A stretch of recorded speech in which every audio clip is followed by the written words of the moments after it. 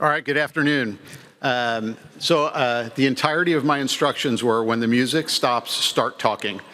But I didn't know when the last music was. I assume we are now good because I've started talking. Thanks for joining. We are competing with General Retired Goldfein and Dr. Wilson next door, so I do appreciate you being with us on this panel today, and I actually wish I'd be able to hear them as well. So thanks for joining. We're going to be talking obviously about modernizing training for 21st century air superiority. I'm Major General Clark Quinn. I'm the Deputy Commander of Air Education and Training Command. So everything from recruiting through initial tech skills, pilot training, F-35, KC-46, and then air war colleges and some other developmental education, the gamut. I think we can all agree that air superiority, and Secretary Mink talked about it this morning, is kind of a foundation of the way that we operate. We have not always had it, but we've kind of assumed it throughout the entirety of my career. Secretary Mink talked about Desert Storm, the amazing success we had there, and about our adversaries having watched and learned over the past 30 some odd years.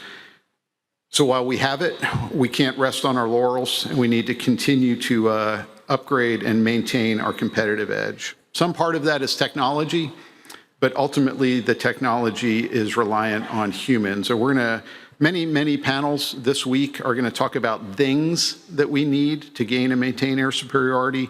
I'd like to focus our time a little bit on how we address preparing our people to operate those things.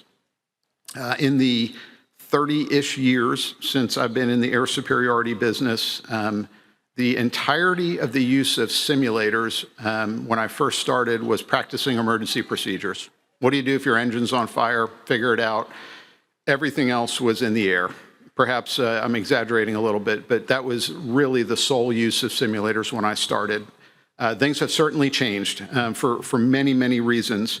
Everything from operational security to the ranges and airspaces and what we want to keep secret, many things we can only do in a simulated environment now. Some of our threat replication, just flying a T-38 as Red Air is not quite going to simulate the threat that we could get in a simulated environment.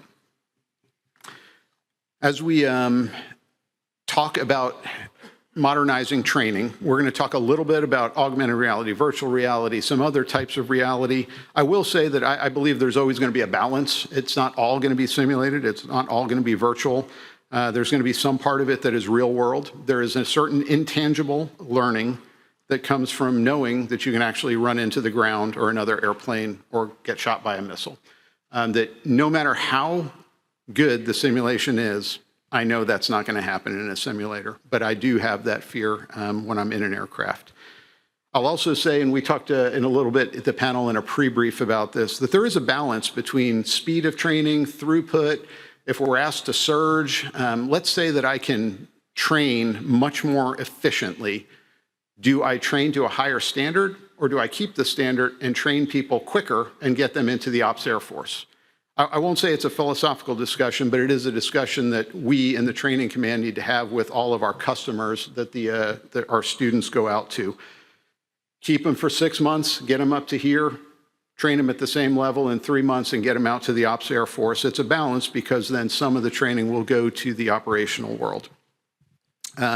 Fortunately, I only have to ask the difficult questions today, and I have a panel of amazing experts up here that will assist me in answering those, all from industry, obviously.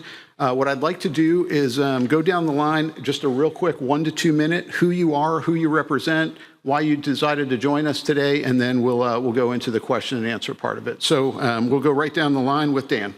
Sure, my name is Dan Ourada. I'm with Amentum, retired 26 years Air Force fighter pilot. Hi, my name is Jenn Serra, and I'm with Collins Aerospace, focusing in on simulation and training products and approaches. Hey, I'm Cedric George. I am a 32-year airman. Had the privilege of being a logistician in our Air Force and had the privilege of providing our airmen with the right tools, training, and equipment they need to keep our aircraft flying and to also make sure that we focus on readiness. Why, I think you asked, Spawn, why am I interested in this panel? I'm very interested in this panel because I believe, as you talked about, that this triangle you're talking about between speed, quality, and throughput is something that really the big challenge is how do you literally work through the speed of competency? And I want to talk about that and do that with my colleagues. Over to you, sir. Well, hi. Clark, thanks for you and your staff for putting this together. I'm here because I wanted to be sitting on a panel with Curious. I think is a little bit of a reunion here, and it's great to see all you folks. And so thanks for teeing this up. Two of my passionate subjects, air superiority and training. I think this is a time where I was heartened this morning to hear that when we talk innovation, we're not always talking about technology. We're talking about how do we train better and how do we get our airmen of the future ready for air superiority in the 21st century. So thank you. Excellent. Thank you, everybody. Dan, I'm going to start with you. We were able to think about a month ago as a panel and talk through some items. And one of the things that struck me when we were talking is the complexity of the expected threat environment, the scale, the scope, compared to perhaps what some of us would have started with 30 some odd years ago, where a red flag type scenario was the pinnacle. There's access to more information now, and you can almost become overwhelmed by it. So when you look at the environment and the readiness that's required to operate today to employ air power, what are your thoughts? Are we training the right way? How can we do better? What do we need to add or improve in our training? So, of course, being the local SAS grad, I'm going to pull the history out on you, right? And I go back to the fall of 1940 with Air Chief Marshal Dowding, when he stated that our young men are going to have to shoot down their young men at a ratio of 5 to 1 if we're to survive. Let's frame that in today's modern complexity, is that our young men and women are going to have to shoot down their young men and women at a ratio of 12 to 1 if we're to hold the line. And we're going to have to do that with 2/3 less iron, over 6 and 7 times the distance. That's not just something that the pilot alone can do. It requires a synchronicity between air, ground support operations, logistics, maintainers, B-shoppers, everybody that you can think of. We're starting to practice some of that. Some of you have gotten to participate in Bamboo Eagle, right, where we use Star Shield to connect the networks. Some of you are beginning to fly out at the Nellis Test and Training ranges that Amentum provides for you. We use RETA, the Range Interoperability Transport Network. We're able to connect more and more forces over greater and greater distances. And these are the start. But even then, I'm not seeing, from my historical perspective, that we're training to that 12 to 1 ratio. We need to be thinking more and more about adding that layer of complexity, that layer of information management to not just our aircraft, but our networks that we train in, our simulators, and as part of our, that master letter of X's, right? How many airmen are qualified to handle a multi-platform adversary coming at us? We have to start that, and we have to start it now. It's not about accelerating change or losing. This is about accelerating change or perishing. Awesome. Thank you, Dan. And to a couple of the points that you made there, throughout, I want to say throughout my career, I always knew where I was going to land when I took off. In a pure environment, that field may not be landable. So add to the complexity of you may not even know where you're landing, and now add CCAs. Are they taking off with us? Am I meeting them? Are they meeting me? And knowing where they're going to come from, just a lot of added complexity. So transitioning a little bit, Jenn, to you, we collectively, when we think of AI, your brain thinks of certain things. When we think of live virtual constructive, LVC, I think everybody kind of goes to where they think they've seen an LVC example, they know what it is, they go with it.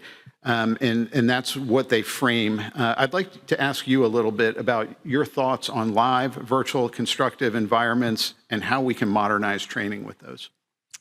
Thank you, General, for the question. And this is something that Collins and the team that I work with every day, as well as the industry partners and the government partners that we work with, are extremely passionate about. Adversaries are more sophisticated than ever. They're more perceptive and working really hard to figure out what we can do on our next generation platforms. And this is where we really need to lean in on what training and simulation can do for us. So the most effective way to do this for the warfighter is to lean in on integrating live, virtual, and constructive capabilities into our training scenarios, training environments, and the simulators themselves. We often think about all of those things as the same. They're really not. We can be really, really innovative if we think about them separately. So for a second, I know everybody knows and can tell you that LVC stands for Live Virtual Constructive, but sir, if it's all right, I actually want to put a definition around them real quick as we talk about it, because it's important that we all use the same words. So live, getting in the aircraft, flying your mission, flying your training, getting your sets and reps in, getting all that done, the L. The virtual and the virtual simulators, the simulated environment, the synthetic environments, those things that make that scenario you're flying real. They bring you nearly impossible opportunities and scenarios replicated in an environment that we couldn't do any other way. And then the constructive piece, right? Using the AI, the ML, the different types of realities, and actually challenging that trainee to go to their full limits, recognizing that they can do something and inserting a new threat they have to adjust to, letting all of that technology work for them. So important as we go. So, sir, one of the things we have to think about as we look at each one of those areas is that means we have to be innovative in a different way in each one of those areas. They are very separate. So in the live world, there's so many capabilities we aren't using today. On the P6, for me, it's the P6 live training pod, working to bring forward those capabilities, high fidelity, multiple levels of security, cybersecurity requirements, those things that we know everybody has to do so that you can train with your peers, you can train on joint missions, you can train on coalition, and you can train like you're gonna fight. You can't get up there and not be able to do things and get your muscle memory in a place where you can't react to things that you're going to experience. And then when you pull that into the virtual world, letting that virtual world and synthetic environment and simulator work for you. Let's partner those two things together. And when you can't do that thing in the live environment, let's make sure we're taking it into the virtual environment and giving the trainees the opportunity and the warfighter the opportunity to practice those capabilities and practice that with their peers and their coalition partners. And then from the constructive, let's not be afraid to challenge ourselves, right? We got a lot of technology, we need to lean forward, and we really need to go do that. So really, at the end of the day, I'm very, very passionate about the fact that our live capabilities, our virtual capabilities, our virtual environments, simulated environments, and our constructive environments work integrated together and leaning in on that, which means changing our mindset and changing our practices. Awesome. Thank you, Jen. So a couple of things that struck me as you went through that is I'm going to go all the way back to my example 30 years ago when the vast majority of the simulator use was to practice emergency procedures. That basically required one human being to turn the machine on and maybe click engine fire, click hydraulic failure, and then observe how you did.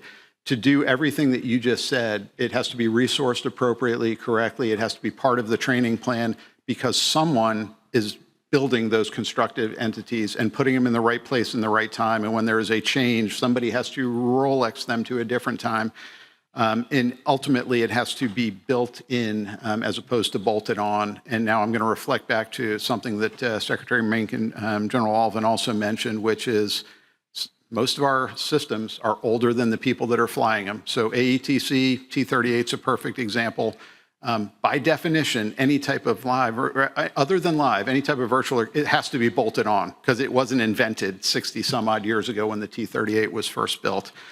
So as we are looking into the future, making sure that we buy and acquire the correct package, a ground-based training system to go with it.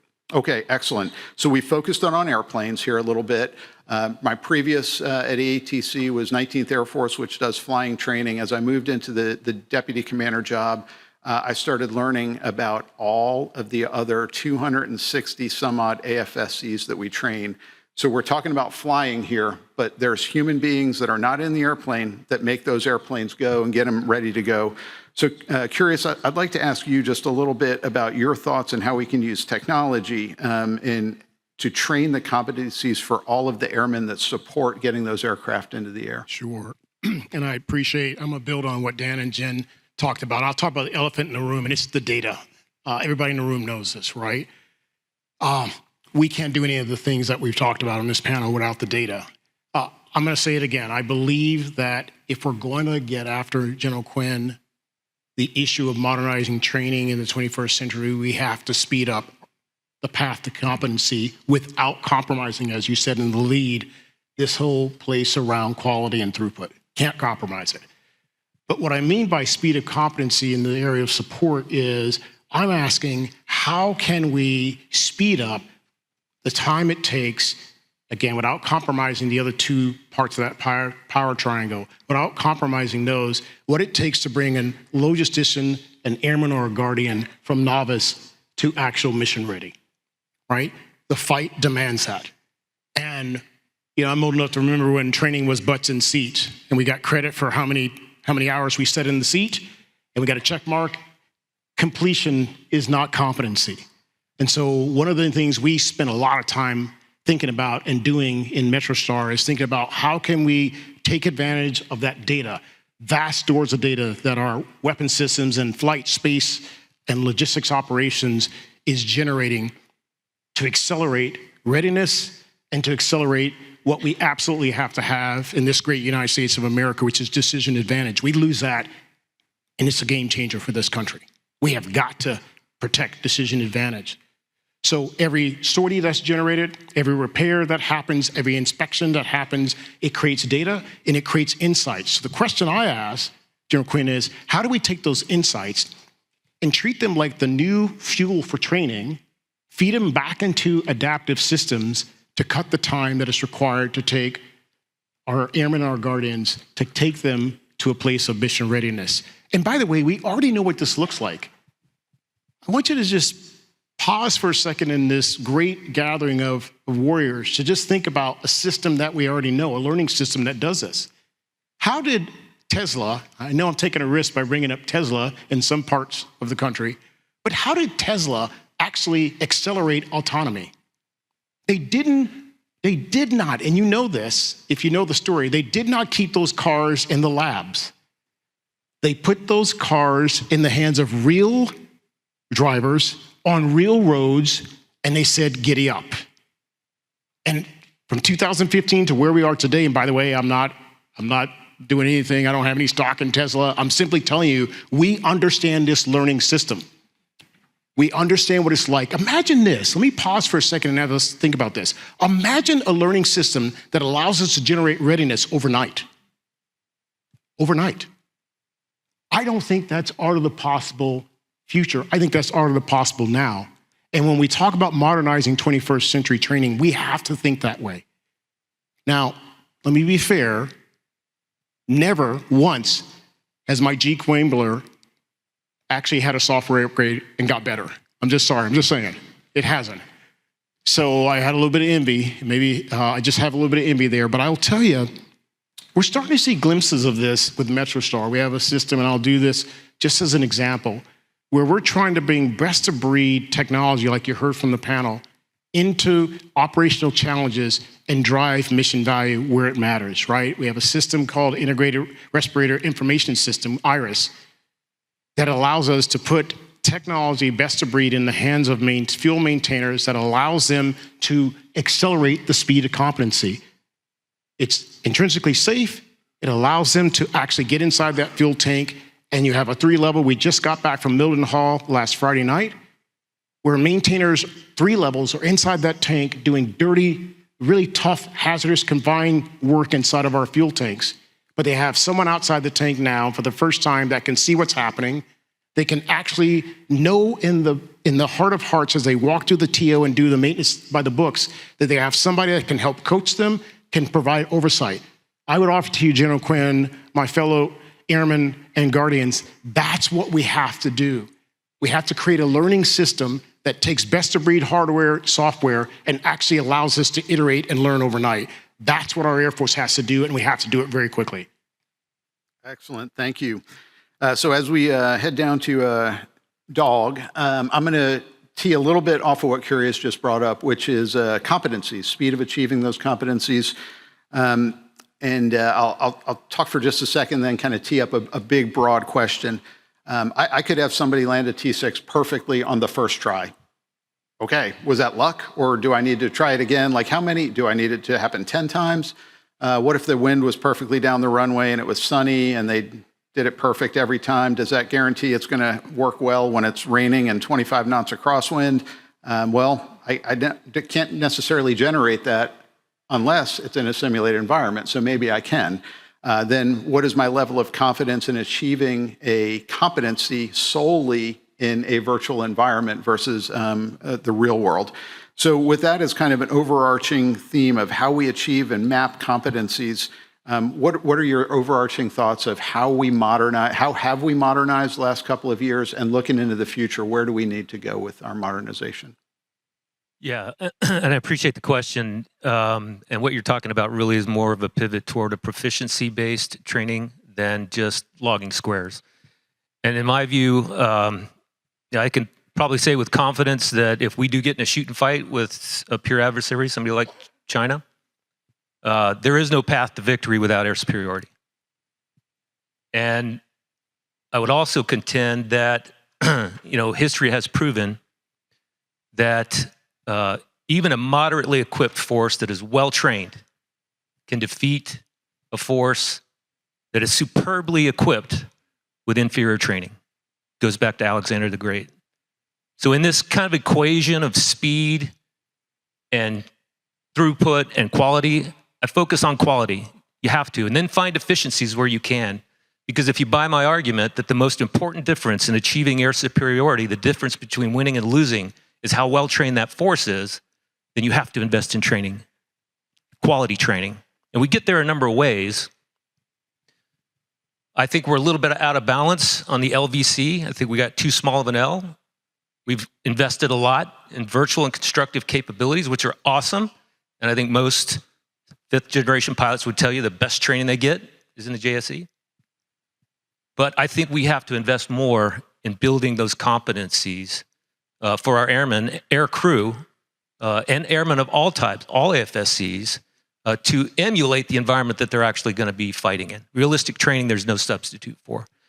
On the other side of that, I will tell you, those times where we've put a premium on speed and trying to get forces into theater quickly, as we did in Vietnam, with just a scant amount of familiarization training, those are where we suffered our highest losses. And we cannot afford to do that in a peer fight, especially when you're surging to meet that demand. So I believe my advice would be internally to the Air Force. We'd all love to see the Air Force top line go up. But when we're talking about strategic trades, we've got to increase O&M and procurement to give our airmen the very best training systems that we can with live virtual and constructive, increase flying hours so that we give them the necessary tools to go to war.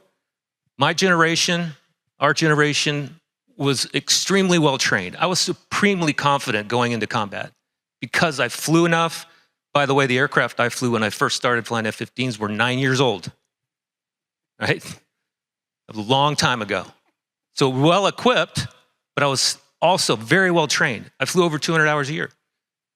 I went to flags, I went to weapons school. I got to do all of those things that prepared me for that. And I want to pass that on to the next generation.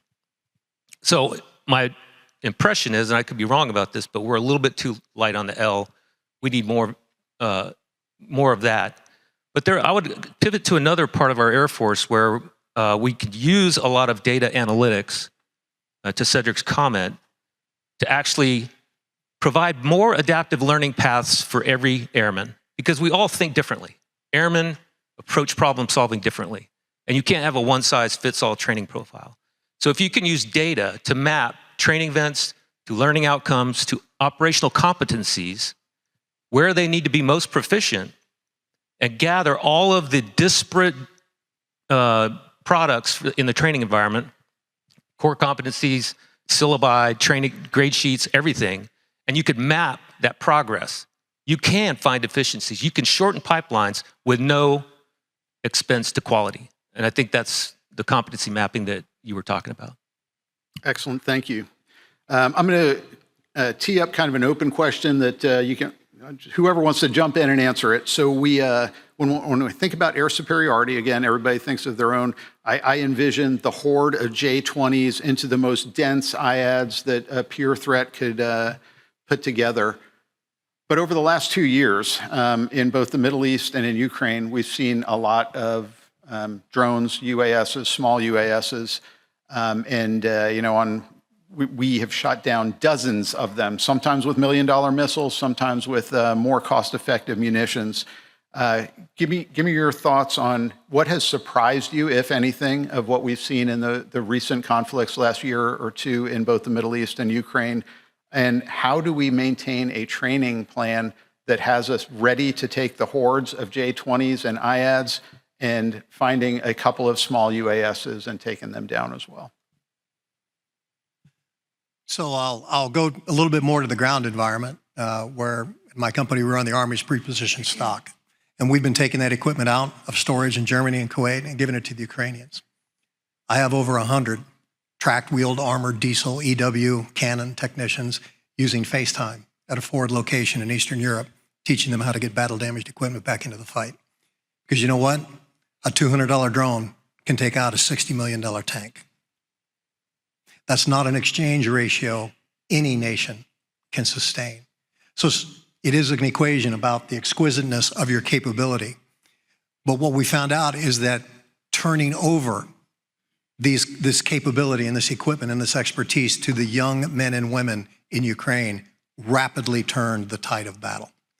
So I'll apply that to what we've got out here today in this live blended synthetic RETA extension of the range and transportation network, right? The extension of the joint synthetic environment, the use of our close combative aircraft and our live virtual constructives. Turn it loose, give it to them. They will tell you what you need to know. They'll tell us how we can get to that strategic exchange ratio. We can't just keep it in the weapons school. We can't just keep it in the test environment. Our young men and women out there are born into this technology. To them, it's not foreign. Crap, I hand my iPhone to my 27-year-old son to fix it, right? So let's take a look at some of the things that we have in our wonderful strengths, and that is the airmen and women in this room today who could take that technology and find the series of golden nuggets that make a difference. Yeah, I 100% agree with you on the leaning in. I argue that we're ready to lean in, and that I'll speak at least for my team and the stuff that we deal with regularly. The capabilities are available today. And what we need to do is partner on how we use that speed to the good enough, right? We recognize that the answer doesn't fall 100% integrated, perfectly trained, all of those things. But what's the good enough that gets us fast and gets us to the young warfighter who knows how to use it? So that's taking and making rangeless, right? Don't bound ourselves by the boundaries of the ground equipment we can install and talk to our live training capabilities. Let's extend those. What does it take to do that? I'm confident we already have it. We just haven't used it, or we haven't figured out how to push it forward. Those virtual simulators, I'm gonna go back to my topic here. I'm gonna stick in my lane. Those virtual simulators, get them in the hands, try new things. You can't break them, you gotta try them. And if you do, great, tell us. We will push the boundaries on what it's capable of doing for you, and then be open-minded. I think the biggest thing we have to do is maybe we have to break that training plan that we've always known forever. I love the fact that we have to kind of stay with the steady true, what we know works, and how do we challenge it to keep getting the goodness of that and incorporating the things like the drones and using those decisions and starting to give ourselves the ability to feel comfortable and confident and competent that we can handle those unknown situations and make the right decision in a split second. Yeah, two things real quick, because we're running out of time and we've got a lot to talk about.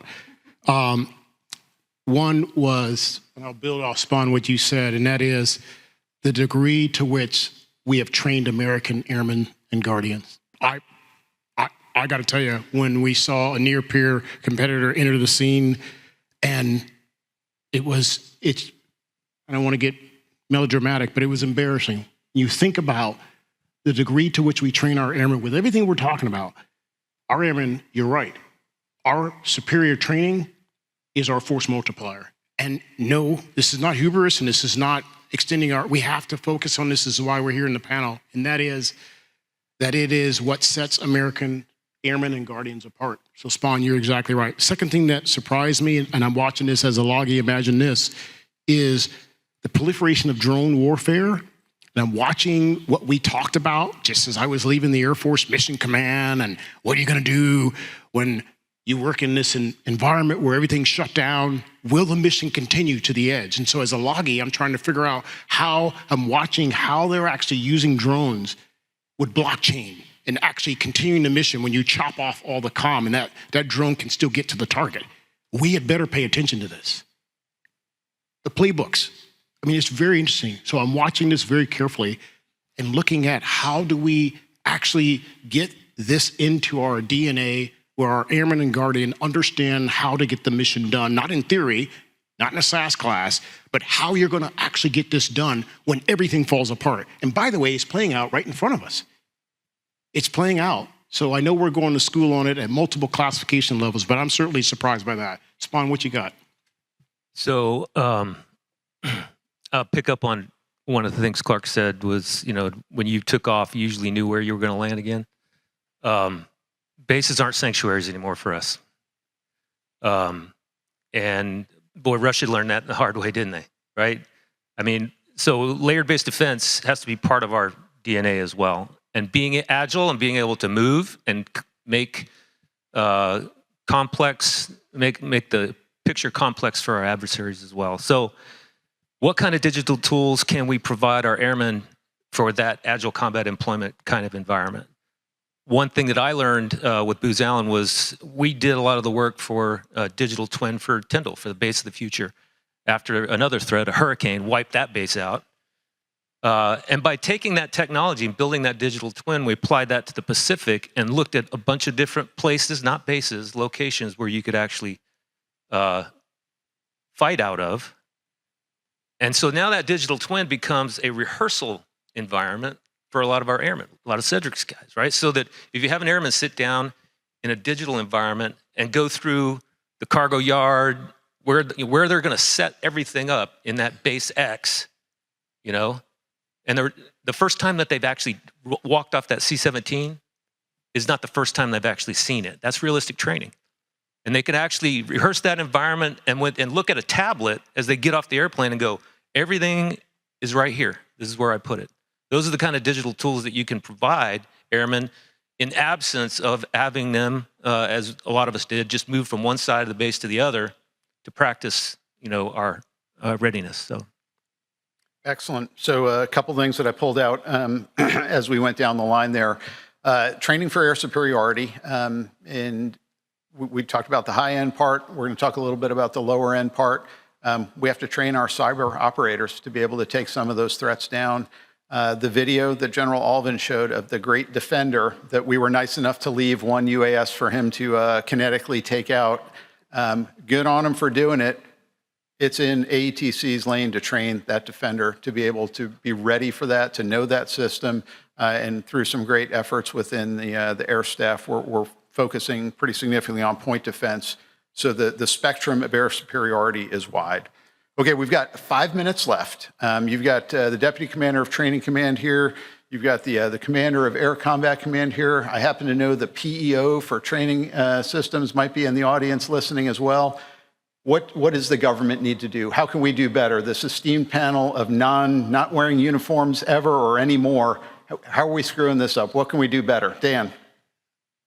First off, we need to accept the fact that every sortie we fly needs to fly training for this level of complexity. So we've got to get through the 2-ship, 4-ship faster. And we've got to get through the basic maintainer style sooner. They have to be ready for agile combat employment. Not in 3 days, not in 3 months, tomorrow. That investment in training has to be made now, tomorrow.